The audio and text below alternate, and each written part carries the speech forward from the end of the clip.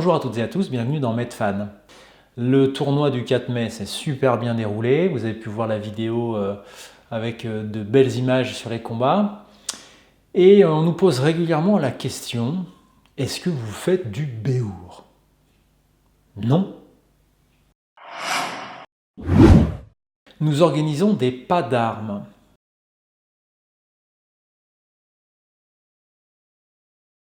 Alors un pas d'armes à l'époque, c'est un lieu désigné officiellement pour y faire des combats armés et embastonnés. Armé, ça veut dire en armure, embastonné, ça veut dire avec des armes. Les combats peuvent s'y dérouler à pied ou à cheval.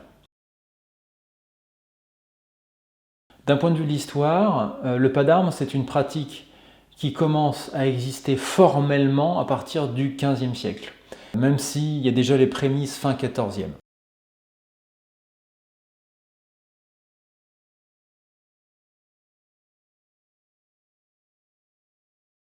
Le mot béour, c'est un mot qui nous vient du Moyen-Âge, béour, béourdé, béourdeur, mais c'est un mot qui nous est venu avec une signification totalement floue en fait. Ça veut juste dire affrontement, tournoi amoindri. Voilà, mais quand les gens viennent nous voir et nous demander est-ce qu'on fait du béour, les gens pensent plutôt à ceci.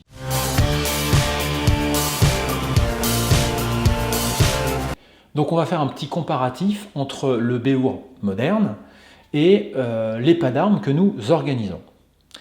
Donc on va commencer par nos pas d'armes.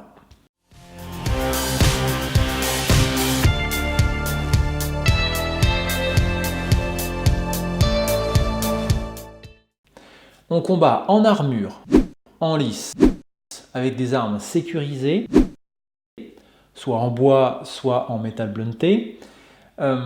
Les armes sont issues directement de ce qu'on utilisait au XVe siècle.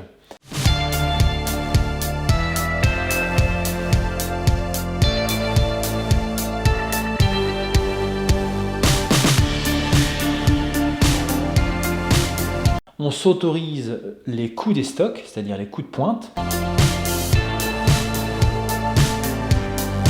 ainsi que les coups circulaires, que l'on appelle coups de taille.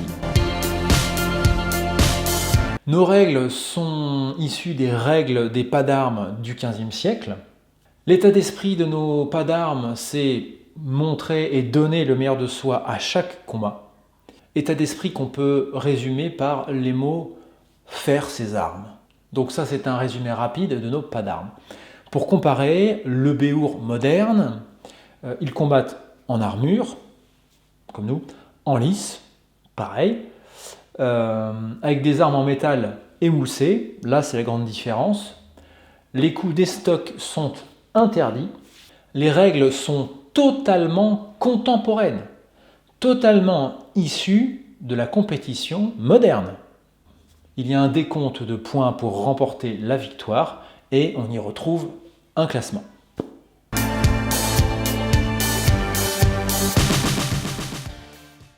Alors ce qui différencie d'une façon majeure le béour moderne et nos pas d'armes, c'est les règles et l'état d'esprit qui y est intrinsèquement lié. Chez nous, les combats ne s'arrêtent que lorsqu'un nombre de coups portés ou donnés ont été atteints, en les comptabilisant sur les deux adversaires. Ça veut dire quoi? Ça veut dire qu'on ne va pas chercher à savoir si un tel a fait 10 et l'autre 5. Si on doit donner 15, 30 ou 70 coups et qu'ils ont été atteints, on les comptabilise sur les deux adversaires et le combat s'arrête. Et il n'y a pas de vainqueur désigné. Vous êtes prêts? Laissez aller.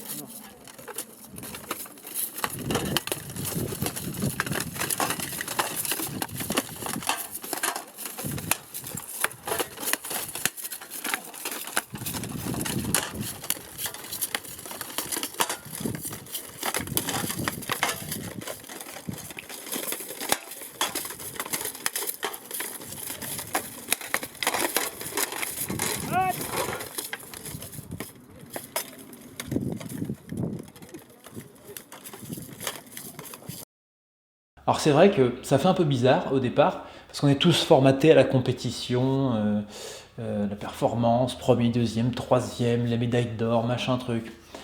Alors que là, en fait, dans les pas d'armes, et c'est ce qui se passait à l'époque, l'important, ce qui compte, c'est faire ses armes. À la fin d'un combat, il y en a qui vont dire on ne sait pas qui c'est qui a gagné alors. On s'en fout. En fait, c'est ça l'intérêt. Sortir du format de compétition de notre époque.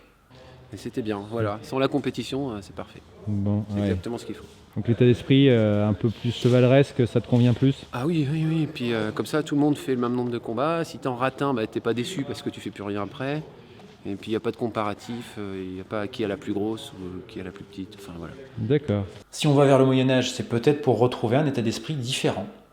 En tout cas, quand on a découvert la mentalité qui régnait dans les pas d'armes à l'époque, grâce au docteur en histoire Lois Forster, nous, ça nous a carrément parlé et on a décidé de modifier intégralement notre façon d'aborder les tournois et les pas d'armes.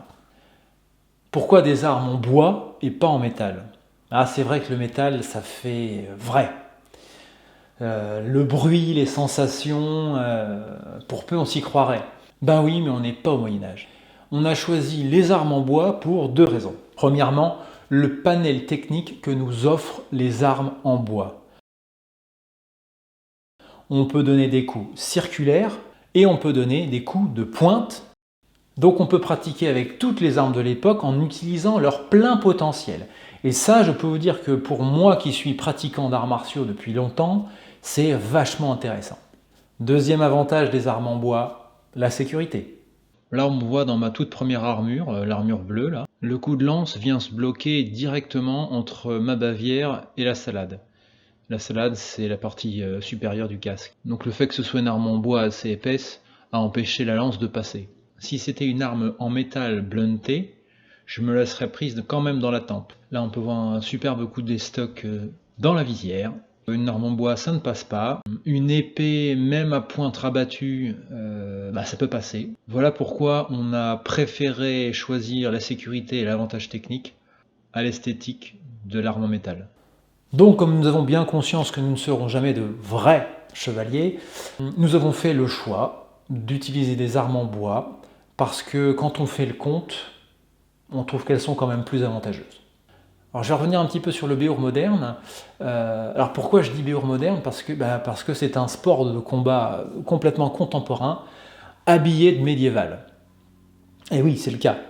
Alors qu'on ne me fasse pas dire ce que je n'ai pas dit, j'ai pas l'intention de dévaloriser cette pratique qui se développe en France, ils font les choses très bien, il n'y a pas de souci.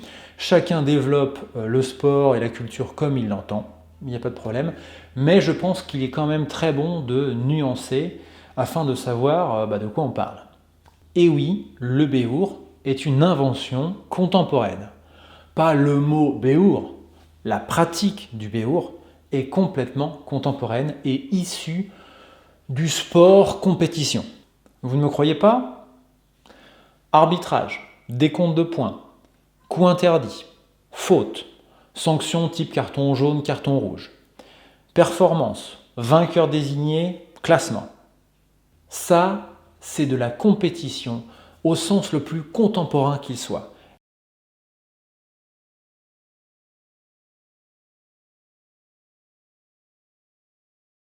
Et on trouve tout ça dans le béour moderne. Alors comme je le dis, c'est ni bien ni mal.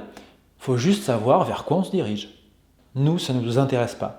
Si on va vers le Moyen-Âge ou la Renaissance, c'est pas pour y retrouver la mentalité de la compétition de notre époque, ni ses affres d'ailleurs. Et pourtant, nous on l'a fait, on est passé par là, on n'a pas fait du béour, mais on a fait des compétitions en armure avec des phases de poule, des phases éliminatoires, un premier, deuxième, troisième. Bon voilà. Mais on a changé dès qu'on a découvert ce que c'était qu'en fait la mentalité à l'époque. Alors il y en a qui vont dire ouais, c'est du béour light.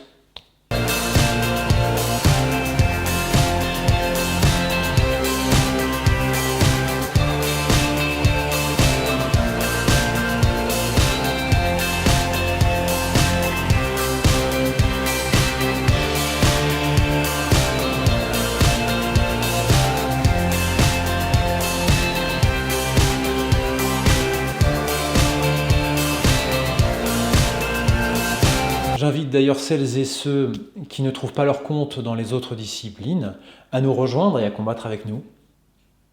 N'existant ni vainqueur ni classement, la seule chose qui compte, c'est vous, seul, face à votre adversaire, dans la lice. Et dans ces conditions, les combats sont plus riches, les égos moins gonflés et la fraternité sans égale.